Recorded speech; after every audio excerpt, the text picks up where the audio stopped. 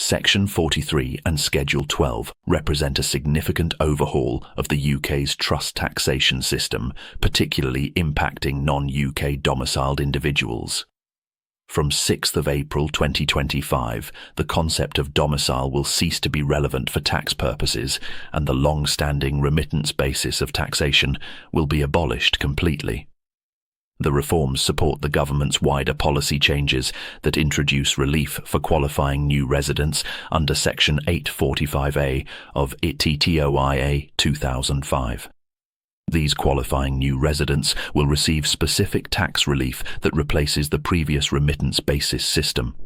Importantly, the legislation removes certain protections for foreign source income and gains that have been available since the 2017-18 tax year, though transitional provisions are included for income arising in previous years. The changes affect three critical areas of tax legislation. First, they modify how income arising in trusts is taxed under Chapter 5 of Part 5 of ITTOIA 2005.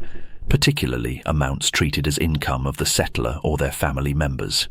Second, they revise the transfer of assets abroad rules in Chapter 2 of Part 13 of ITA 2007, which are designed to prevent tax avoidance through offshore asset transfers.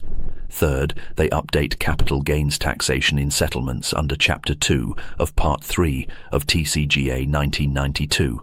Key technical changes include the elimination of protected foreign source income for non-domiciled individuals with transitional provisions for pre-April 2025 income, new treatment rules for benefits paid from protected foreign source or transitional trust income, revised onward gift provisions to ensure proper taxation when benefits pass through non-UK residents to UK residents, and a shift in defining person abroad based solely on residence rather than domicile.